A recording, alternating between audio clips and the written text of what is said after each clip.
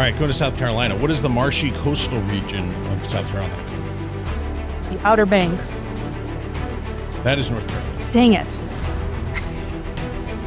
I would grew up going there. Grew up going there. I knew that one.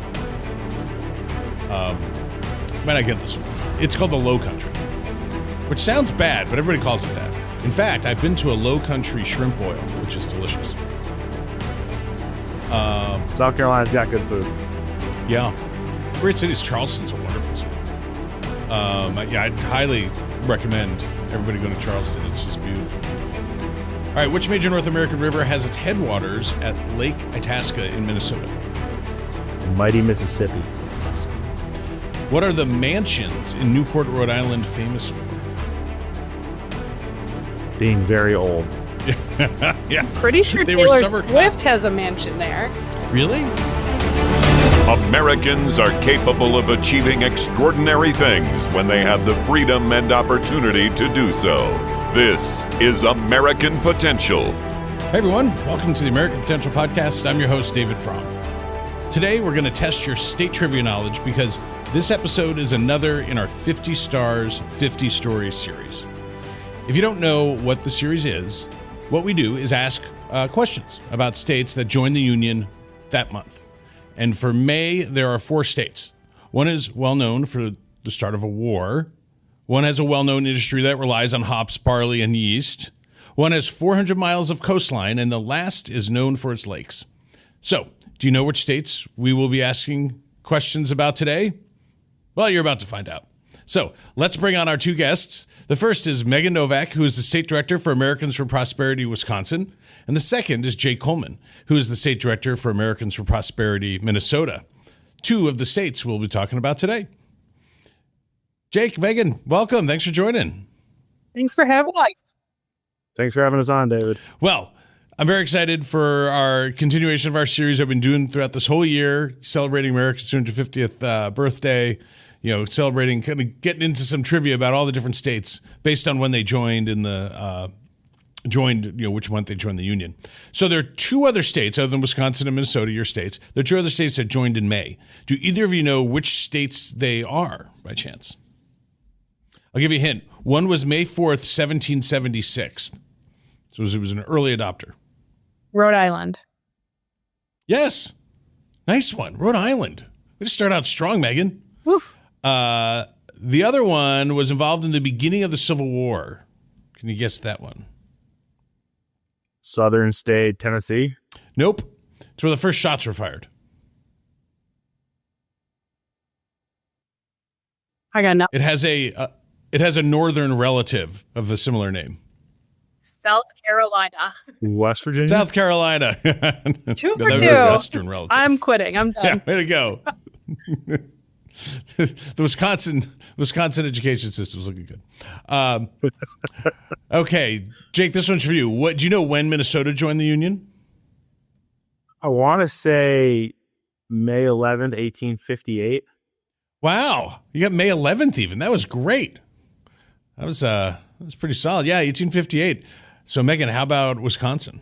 Well, I know the year for sure because it's printed very boldly on our state flag, 1848. And I believe it was May 29th. Well, we have it as May 2nd. Oof. We might need to factor that's close. I mean, yeah, that could be true. I think just knowing the year is pretty good. It's on the flag. It's really kind of cheating, to be honest. Well, we all need to be observant and take the resources provided for us. So we mentioned one of the states was Rhode Island. Is Rhode Island actually an island? I'm going to go no. I don't think so, but I honestly don't know. It's not. No. Yeah. No, but the original name was called Aquidneck Island, which is kind of crazy. Then the Red Island. But in 1733, the name Colony of Roan Island and Providence Plantations was adopted in a royal charter granted by King Charles I. So still doesn't understand why. I still don't understand why it was called an island, but that's fine. That's up to them. Hopefully people aren't buying property believing they're on an island. All right, Jake, what is Minnesota's nickname? The North Star State. Is it? Nice. That That used to be on our flag before we changed it. La Tude Nord. Oh, nice. Well, but is it sometimes called the land of 10,000 lakes? It is technically called the land of 10,000 lakes. We have a lot more than 10,000. Yeah, over almost 12,000. It's kind of amazing. Yep. Yeah, I always love it if you ever fly over Minnesota, which I know you've done a ton of times. It's always like, oh my gosh, look at all those lakes. Megan, what is the nickname for Wisconsin? The Badger State? Yes. Yes. But it is, yes. Did you know, do you know where it comes from? I do. I actually do, because there Really? are no animal badgers in Wisconsin except for the Right. zoo. It's for miners. That's what they used to call the miners who, especially in southwest Wisconsin, when they were out mining for whatever minerals, they called them badgers.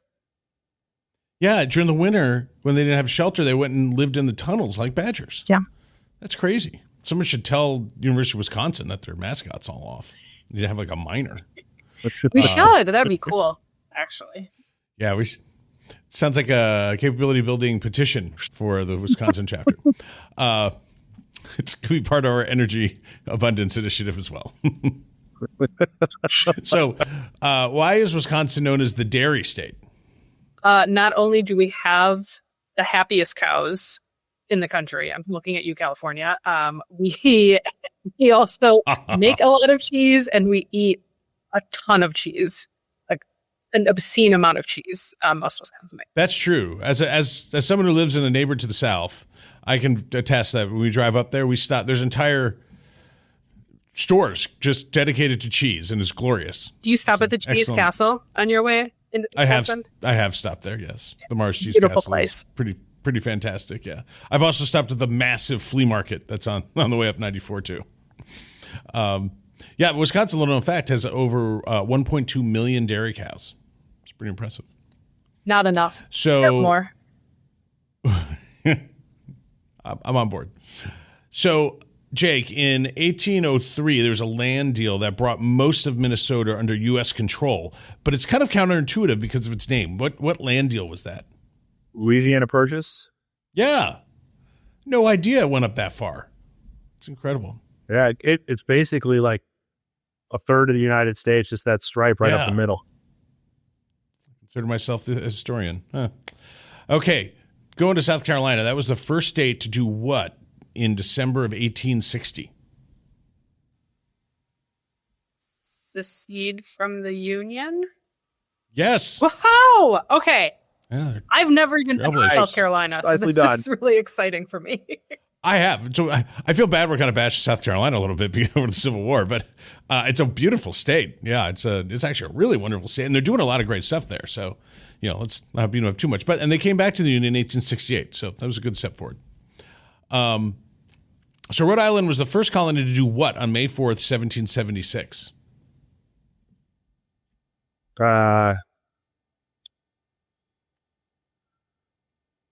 Well, I mean, Not 1776, we're starting the Revolutionary War. yeah. Is it declare their independence from Britain? Yeah, renounce allegiance to King George III. Yeah, way to go. All right, Megan, which city in Wisconsin is known as the birthplace of the Republican Party? Ripon, Wisconsin, in the old white schoolhouse. Nice. Exactly. I have gone and seen that. They moved it. Did you know Yeah. that?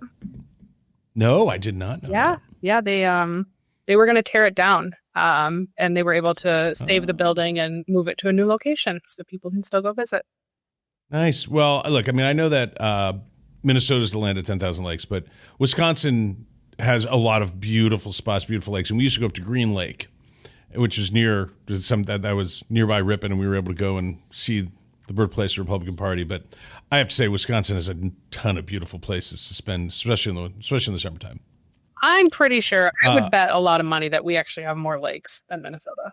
Not that I want to start a big argument, but I am pretty sure we have more lakes. And we count real lakes, unlike the little ponds and like puddles that Minnesota counts. I think it's actually the opposite. We're the only one that counts the real lakes. You guys count those No. drainage ditches that you circle around on the highway. That's No not a way. real lake. This sounds good to me. We'll have to maybe do a whole episode with some fact finding. I'll have to get some Chat GPT involved. All right, where go? Man, we're really hammering on this now. Where were the first shots of the American Civil War fired? I'm gonna go with South Carolina since we got 4 options here. Yeah, in Fort Sumter. Yep. And there's only one casualty, by the way. It's kind of good sense to hear. What fictional tall tale lumberjack from Minnesota had a blue ox? Oh, that's Paul Bunyan and Babe is Blue Ox. Nice. So growing up in Minnesota, are you like really required to love Paul Bunyan? I don't know about required, but it's a great piece of lore that we have here. Yeah, I mean, and Jake, you're pretty tall, so I mean, you probably have an affinity. I've always looked up to Paul Bunyan, but apparently he was much bigger than I was. Yeah, you don't look up to many guys. So, all right, there are 10 cities that claim Paul Bunyan as their hometown, and is it Bemidji, Minnesota, has an 18-foot statue of Paul and Babe. So there you go. Yep. All right, now we get to some important stuff. What is the nickname for fans of the Green Bay Packers? Cheeseheads. You don't want me to answer that on the podcast. You can say stuff on podcasts. We're not on the radio.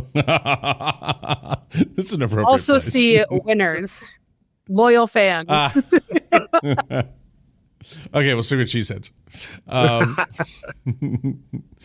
was originally an insult from Illinois fans. But, Packers fans embraced it.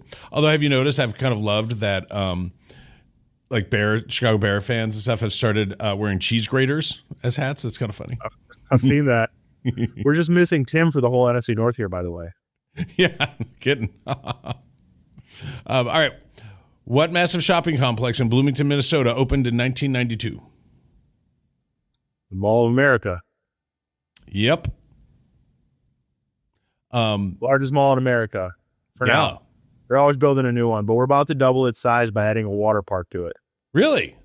Yes. That's great. Everything can be improved by adding water parks. I totally endorse that. I agree, and so do my kids. They're very excited. What is the amusement park now? It used to be Camp Snoopy. Last time I was there, it was.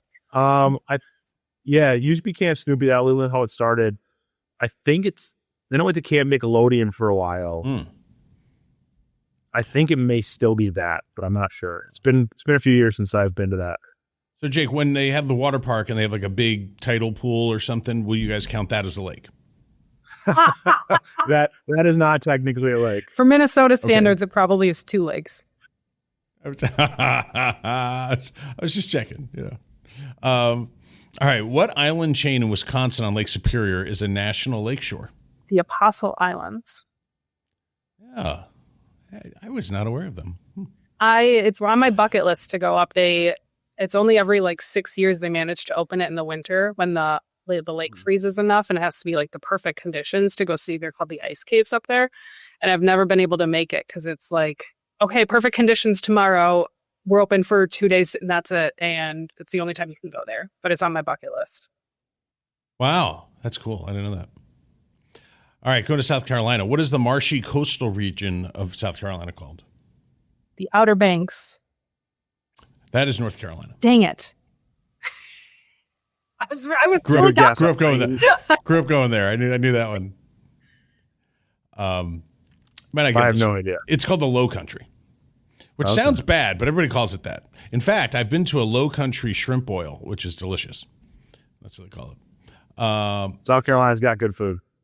Yeah. Great cities. Charleston's a wonderful city. Yeah. I'd highly recommend everybody going to Charleston. It's just beautiful, beautiful. All right. Which major North American river has its headwaters at Lake Itasca in Minnesota? The mighty Mississippi. Nice. What are the mansions in Newport, Rhode Island famous for? Being very old. Yes. Pretty sure Taylor Swift has a mansion there, but I don't know if that's what they're really for. I think so. I'm not a Swiftie, but I'm pretty sure that she does. At this point, Megan, that might be more important than anything else. So, yeah. Well, apparently they were summer cottages for Gilded Age elites like the Vanderbilts, and you can actually go and visit the Breakers Cottage that was built and owned by the Vanderbilts. We don't have that in the Midwest. No, we actually have a little bit of it in Illinois, outside of the Chicago area. Well, I don't get up to Duluth. You guys have it. Lake Geneva has some of that. That's just all Illinois. The lumber barons and the mining barons used to have huge houses up in Duluth. Those were their summer cottages. Yeah, well, all right. So Jean Nicolet was the first European to explore Wisconsin. Where did he land? Green Bay. Yes. I was going to say they commemorated it by building a football stadium there. Something like that. That's not true. Something close to that. There's a bottled water brand, I think, named after him. It's Nicolet Water. So football stadium and bottled water. It's a great legacy. That's what you get for discovering a state. All right. What fruit does South Carolina produce more of than Georgia, despite Georgia's nickname? Probably peaches based on that. Yeah.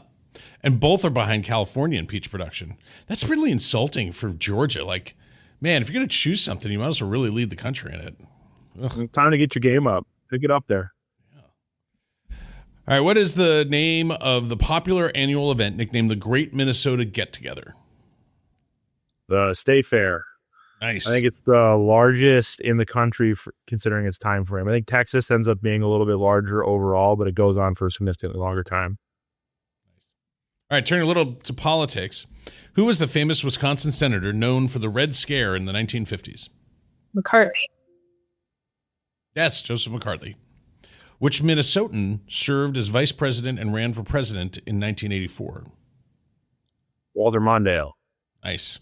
My little known fact, my grandmother, who was from Norway, all my family are Norwegian, she voted for Walter Mondale solely because he was Norwegian. And when my uncle found out about this, who was a diehard Reaganite, he threw a fit and went and waited in the car for the rest of the day. It didn't make much of a difference. He ended up going 1-49, and it was only Minnesota. So Yep. It was a great shellacking. All right. Which 1980 Olympic competition known as the Miracle on Ice featured a coach and several players from Minnesota? Oh, the 1980 USA Gold hockey game.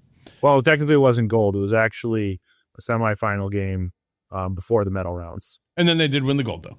They did win the gold, though. Yep. Which famous architect was born in Richland Center, Wisconsin, and is well known for his organic architecture? Frank Lloyd Wright. Yes. I had no idea it was from Wisconsin. Yes, yeah, you can go see Taliesin, which is the home that he lived in, and also home to a horrible tragedy towards the end of his life. There's a fire and some murders. It sounds like it's straight from a mystery novel, but it's real. Afternoon research project. Wow. Yeah. Kind of piqued my interest. All right. Going to South Carolina, which resort island is famous for its golf courses and lighthouse? Popular vacation destination. TPC Sawgrass? No. Well, I don't know. I'm not sure what town that's in. Oh, Hilton Head. Yeah. Oh, yeah. Is it named after the Hiltons, like the Hotel Hiltons? I don't believe so. But I don't know. I'm just a podcaster. I'm just doing trivia. I don't know. You know what, Megan? I like that. It sounds good. Let's go with it. It sounds like it should be, at least. Yeah. I think it's just named after Paris Hilton. But that's just me. I think that's his granddaughter. So it still works. There you go. Conrad Hilton's granddaughter. I've met Conrad Hilton actually once. Anyway, little known fact. Well, that's cool. Milwaukee is historically famous for which industry? Beer. I was going to guess beer too. Breweries. Things like, Miller, Lakefront Brewery, Sprecher Brewery. I'm probably missing a few. Just a few dozen, I'm sure. Yep. They're cool. If you come and go on the Miller to go see where they brew Miller, they still have, you can tour the caves that they used originally back in the 1800s or whatever, that they used natural cooling to keep the beer cold. You can go see the caves, and you can rent them out and do dinners in the old beer caves. It's really cool. Wow, that's awesome. Yeah. That is very cool. What is bratwurst, and which Wisconsin city claims to be its world capital? Bratwurst is the most delicious German sausage you can possibly have. Perfection is when you boil it here first with onion, and then you grill them. And obviously the home of the bratwurst is Sheboygan, Wisconsin. Also called all correct. The Malibu of the Midwest is its other nickname. I'm not even kidding. It is people go surfing on Lake Michigan in the winter in Sheboygan, which is why they call it the Malibu of the Midwest. That's awesome. I had no idea. Yes. I've been to Malibu and Sheboygan. It just didn't make that I connection. can confirm that Megan is correct. That is the only way to cook bratwurst properly. I do add a little bit of garlic with the onion when I do the beer boil, but there is no other way to do it. Getting a little exotic for me, Jake. Wow. Seriously. We like to live on the edge here. No kidding. I don't know if all your Scandinavian neighbors would approve of that. Most certainly not. Can we dedicate the rest of the trivia just to food and beer facts? Because I think I would do really well at that. Well, we're not keeping score, so but I understand that you would win, which does make you a great woman. Yeah, life is a competition meant to be won, is how my father raised me. So if we should be keeping score. Great. Well, which world famous motorcycle company is headquartered in Milwaukee? Softball question. Harley Davidson. Yeah, it's an easy one. Yeah. That's something to be proud of, too. Yeah, it's a great company. Well, as a Midwestern resident, I very much enjoy talking about other Midwestern states because there's a lot of cool stuff about places like Minnesota and Wisconsin that people don't often recognize throughout the world or throughout the nation. What's one thing that you want people to know about your state that's really cool that they might not know? That they may not already know. Mm-hmm. Or it's little known. I think one of the coolest things about Minnesota, and it has been true for a while, but I will say due to some of our current leadership, we're starting to lose it. We do have the highest rate of Fortune 500 companies per capita in the United States. But we've had some turbulent political leadership here in Minnesota that are driving those businesses away. So I don't know how much longer we'll hold that title or if we will, unless, Americans for Prosperity here can turn things around. Yeah. What about you, Megan? What do you think? I'd just like to point out, I don't know if everyone can see my sign right there. That says Minnesota or Wisconsin, to go off of Jake's point that Minnesota is struggling right now, and we definitely don't want our state to turn into that. So I just want to make sure everyone can see this great sign. Yeah, you guys are kind of fighting a two-front war with us here in Illinois coming from the South. And we got Michigan, too, with what should rightfully be ours, the UP on top, our little hat. Which I can start a whole fight on that about how that's right. I was going to say. But I think the fact that you surrendered that, that takes away a lot from Wisconsin. Before my time. I think the one thing that people might not know about Wisconsin is that all of the stereotypes are really true. Like if you want, if you want to know the way to any Wisconsinite's heart, buy him a brat, buy him a beer, go sit by a lake, go fishing, go tubing, whatever you want to do on the lake. And that's how you're going to win us over. It's all 100% true, and we can't help it. We are a walking stereotype, and we're proud of it. Nice. All right. So as we wrap up, that's so true. I can't believe how true that is. And it is true also that per capita, the number one drinking state in the nation is Wisconsin. Correct. Unsurprisingly. Correct. Yeah. I can actually say, long time ago, back when I was in college, we were on a spring break trip, and they wouldn't let people from Wisconsin participate in one of the drinking competitions. Really? So that's awesome. I got a story about Wisconsin. I was on spring break, and there was a snowstorm in Georgia. We got stuck. We're sleeping on it was a calamity. People were sleeping on the floor of the hotels, and I was with some kind of stud-like guys, and they were pretty cool. And these girls came up like, "Hey, do you guys need a place to take a shower and rest?" Because we were on the floor of a lobby. And we're like, "Yeah." And we walk into their hotel room, and there's these bags piled up in the corner, and it's the University of Wisconsin cheerleading team. It's like, God bless America. A couple years ago, the Badgers football team played BYU for the first time. And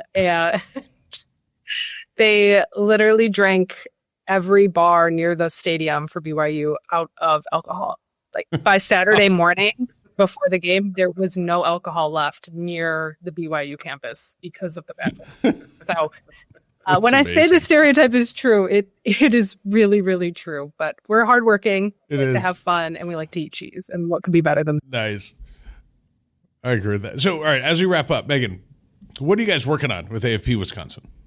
We work on a lot of different things besides not letting Minnesota and Illinois bring their horrible policies to our state. But, you know, we're in process of making sure we can defend school choice in Wisconsin so every kid can have education opportunities.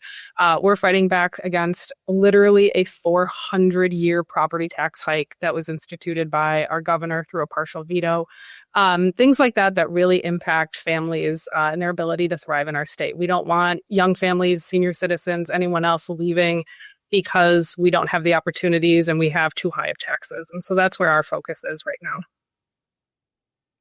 It's great. Yeah, one of our chapters for AFP that's always been dynamic and impactful. I mean, I don't know that there's a state where AFP is more consequential and influential in kind of shaping not only the narrative, but actual policy. So you've continued to create some great leadership there, Megan. Thank you.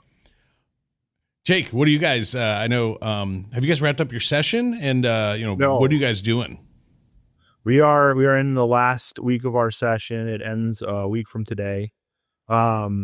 We are fighting strongly for healthcare freedom. I think we're actually going to make some gains in the right direction there. We are protecting education to the best of our ability and starting to make some gains there. And then the big part of what we're trying to do is really open up the climate here so that people can start the businesses that have turned into these Fortune 500 companies that made Minnesota so great by fighting back against the regulatory issues that we have with our current administration. Looking forward to a new opportunity as the governor says goodbye, and hopefully we can strike a leap in the right direction as we go forward this year. Yeah, best of luck. I mean, I know, having formerly been a state director in Illinois and still living here, I know what it's like to fight sometimes seemingly long odds, and you guys have made a lot of progress, and it's a good fight because there's a lot of good freedom-loving people who just want to go out and earn a living and try to be successful, and unfortunately the government likes to get in the way sometimes. You guys are fighting the good fight there. So, well, thanks, Jake and Megan. Thank you so much for joining us. Hopefully it was kind of fun. I really appreciate you guys jumping on and letting us learn more about your states. Thank you. Thanks for having us on. Yeah. So, folks, if you like this episode and would like to stay connected with the podcast, be sure to like our channel as well as following us on Facebook, Instagram, and YouTube. And always remember, liberty and freedom are easily taken for granted. Don't take it for granted. Go out there and defend freedom and liberty. Thanks for joining us, and we'll see you on the next episode. Thank you for listening to American Potential. You may listen to more stories from Americans working every day to expand freedom and opportunity in their communities by visiting AmericanPotential.com.